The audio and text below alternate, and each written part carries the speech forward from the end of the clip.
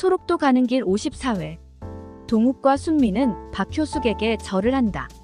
사장어르신, 이렇게 뵙게 된 것이 참으로 반갑습니다. 이렇게 사돈들께서 찾아와 주시니 나야말로 더할 수 없이 반가운 일이지요. 박효숙 역시 약간 머리를 숙이며 절을 받는다. 종현 엄마, 이것을 가져다 정성을 다해서 푹 고아서 사장어르신을 드시게 해드리고, 이것은 불고기 가미니 잘해서 맛있게 드시게 해드리게. 동욱은 순영을 보며 사골과 고기를 내놓는다. 사장어르신께서 오셨다는 말씀을 듣고도 사는 것이 무엇인지 진즉에 내려왔어야 했는데 차일피일 이렇게 늦었습니다. 그리고 이것은, 순미는 박효숙에게 담배를 내놓는다.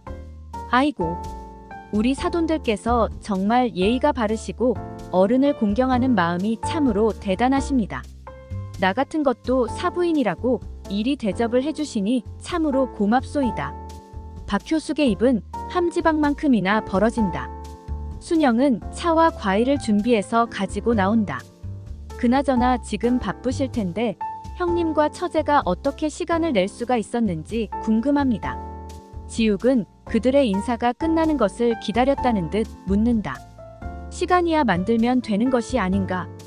이렇게 사장어르신께서 오셨다는 것을 알면서 어떻게 모른 척 있을 수가 있는 일이던가. 사장어르신은 무슨 그런 대접을 받을 수 있는 사람도 아니지요. 이 사람아, 무슨 말을 그렇게 하시는가. 이미 제 마음속에서는 아주 오래전에 잊어버린 사람입니다. 자식을 버린 어머니가 이제 와서 무슨 어머니라고 나설 수가 있다는 것인지 정말 이해할 수가 없습니다. 지욱은 가슴속의 불만을 숨기려 하지 않는다. 박효숙은 그런 아들의 말을 들으면서 담배를 집어들고 슬그머니 집 밖으로 나간다. 자네가 아무리 그래도 낳아주신 어머닌 틀림없는 사실이지 않는가. 형부 마음을 왜 모르겠어요? 그 가슴에 얼마나 큰 응어리가 뭉쳐 있겠습니까?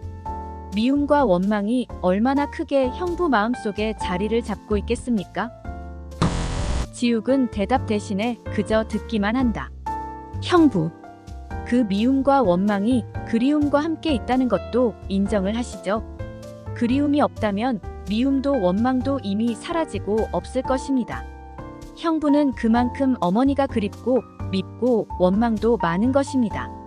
그립기는 한 번도 어머니가 그립다는 생각을 해보지 않았소. 그렇겠지요. 그러나 형부의 깊은 마음속에는 원망과 미움보다는 그리움의 덩어리가 더 클 것입니다. 우리 언니가 가족들을 만나는 것을 보시면서 더욱 그 그리움은 미움과 원망으로 바뀌어 가고 있었고요. 형부, 어머니께서도 편안하고 행복하게 살아오지 않으셨을 것입니다. 병든 자식을 그렇게 떠나보낸 어머니가 어떻게 편안한 마음으로 살아오실 수가 있었겠는지 생각해 보십시오. 우리는 평생을 우리 어머니의 가슴앓이를 봐왔기에 지금 형부 어머니의 힘들고 고통스러운 마음을 이해할 수가 있습니다. 처제, 저 여자하고 장모님은 다른 사람입니다. 장모님이야 평생을 가족과 자식들을 위해서 헌신하시며 사시는 분이시지만 저 여자야말로 모성애가 무엇인지 가족이 무엇인지 알지 못하고 오로지 자신의 일심만을 위해서 살아온 사람입니다. 이제 와서 내가 왜 그런 여자를 어머니라고 해야 하는지 모르겠소. 형부도 지금 종현이를 키우고 있는 아버지입니다. 세상에 어느 부모가 자식을 생각하지 않는 부모가 있습니까? 다만 사정에 따라 조금씩의 차이는 있을 수 있겠지만 그래도 당신 자식인데 그 마음이 오죽하시겠어요? 그리고 이제 이미 오래전에 다 지난 일들입니다. 이제는 그 모든 아픔과 미움과 원망들을 뒤로하고 그동안 나누지 못했던 받아보지 못했던 어머니의 사랑도 느껴보시면서 남은 여생을 조금이라도 편안하게 해드리세요. 그렇게 해야 할 의무가 내겐 없소. 그리고 난 저 여자를 믿을 수도 없소. 지금까지 어떻게 살아왔는지도 모르는 사람이 우리에게 어떤 해악을 끼치지 않는다는 보장도 없고 모든 것을 그렇게 나쁜 쪽으로만 생각하지 마세요. 그동안 힘들고 고통스럽게 살아오셨다면 이제라도 아들 집에서 조금이나마 마음 고생 몸 고생을 하지 않으시도록 해드리는 것이 자식된 도리이고 자식으로서 마땅히 해야 할 의무가 아닌가 싶네요. 지욱은 순미의 말에 반박할 말이 없다. 말로서는 모든 것이 지당하고 타당성이 있는 처제의 말이다. 그러나 지욱의 감정은 그 모든 것을 받아들이기에는 아직도 마음의 문을 열 수가 없다. 언제 다시 들어왔는지 박효숙이 지욱의 곁에 가서 앉는다. 지욱아, 이 애미가 정말 잘못했다. 내 말대로 그때는 나 자신만 생각했던 것도 사실이다. 그렇지만 어미 마음이 한시라도 편안하고 행복했던 적이 없다는 것도 사실이구나. 한 번만 이 애미를 이해하고 함께 내 곁에서 살게만 해다오. 박효숙은 슬그머니 지욱의 손을 잡는다. 지욱은 차마 그런 어머니의 손을 뿌리치지 못하고 모르는 척한다. 그동안 아무런 말도 하지 않고 모든 것을 지켜보고만 있던 순영은 비로소 입을 연다. 어머님, 이제는 안심하시고 편안한 마음으로 계시소. 아범의 마음도 차츰 조금씩 풀려나갈 거입니다. 어머마, 정말 고맙다. 그러고 보니 내 친정 식구들 참으로 마음이 넓고 깊은 사람들이다. 너 또한 그런 사람들을 닮아 이리도 이 시어미를 받아주니 그저 고맙고 고마운 마음뿐이구나. 박효숙은 눈에 눈물을 흘리며 아들의 반응을 살핀다. 그러나 지욱은 자리에서 일어나 밖으로 나간다. 지욱의 뒤를 따라 동욱이 나간다. 어머마, 어서 저녁을 서둘러야 하지 않겠니? 야! 순영이 자리에서 일어나자 박효숙이 말린다. 이제부터 넌 가만히 있거라. 이래도 내 음식 솜씨는 좋다는 말을 듣고 살아왔다. 이제 살림은 내가 해줄 테니 넌 조금이라도 편안하게 살았으면 싶다. 어머님, 무슨 그런 말씀이 있습니까? 며느리가 어찌 가만히 앉아 시어머님의 밥상을 받을 수 있습니까? 아니다. 내 그동안 가만히 보니 내 그 불편한 손으로 참으로 고생을 많이 한다는 생각이 들더구나. 나도 이제 가만히 앉아 편안하게 대접을 받을 생각을 하지 않고 살림이라도 도와준다면 내가 조금은 힘이 덜 들 것이 아니더냐. 그리고 지욱이 마음도 조금은 쉽게 풀릴 것이고. 그래도 어찌 그런 일이. 순미는 순영의 손을 잡는다.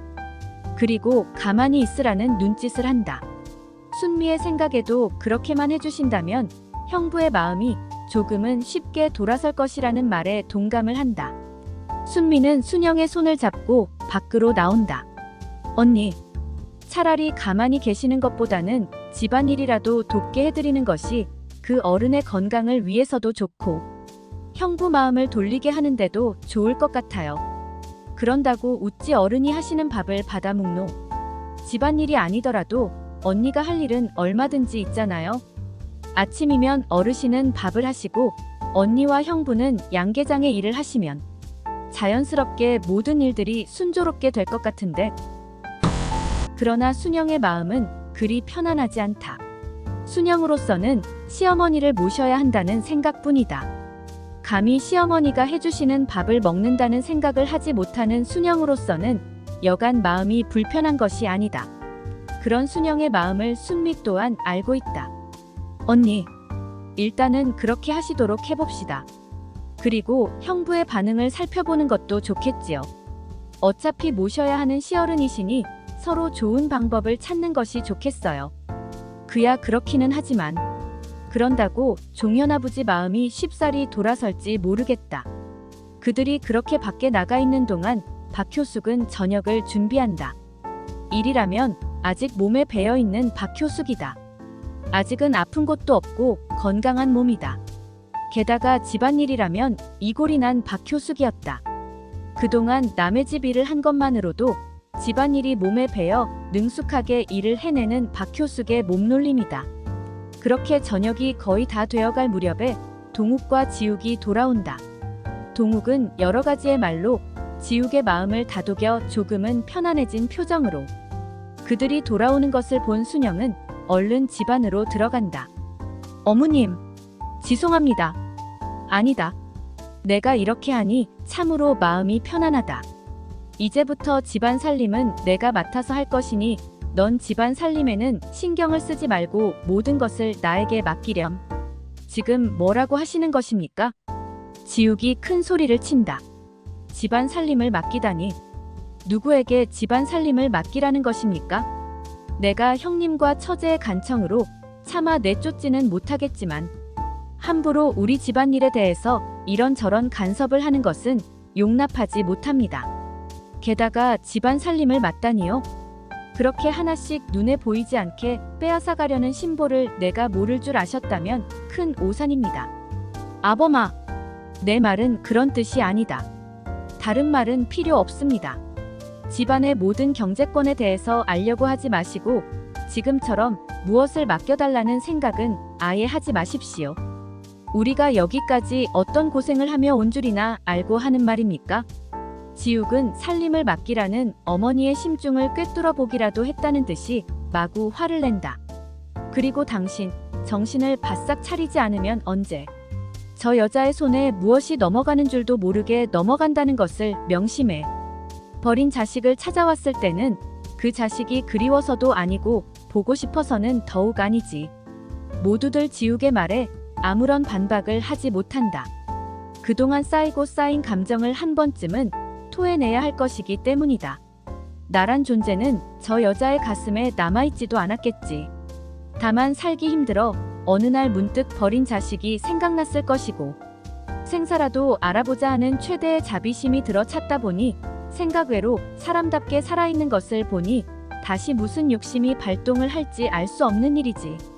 그러니 당신이 정신을 차리지 않으면 가슴을 치며 통곡을 하지. 김서방, 이제 그만하시게. 아무리 그래도 자식에게 그런 마음을 가지는 부모는 없는 것일세. 세상 보통의 부모들은 그렇겠지요. 그러나 제게는 부모 복이 없습니다. 형님이나 처제도 명심해서 기억을 해주세요. 늘 종현 엄마를 보살펴 주시고 어떤 일이 생기면 힘이 되어 주시고 방패막이 되어 주셔야만 합니다. 지욱은 그렇게 두 사람에게 다짐을 한다. 글 일향 이봉우 계속됩니다. 구독과 좋아요 눌러주세요.